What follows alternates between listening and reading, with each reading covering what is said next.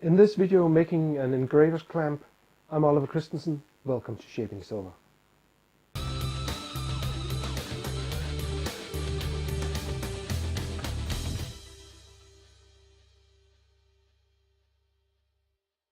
I decided some time ago that I wanted to learn how to engrave, so I could do signet rings and decorations on different items and cover up smithing mistakes by brand new engraving mistakes.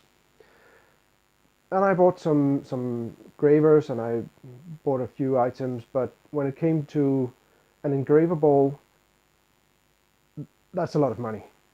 And I looked for a cheaper alternative, and in one of the books I found an engraver's clamp.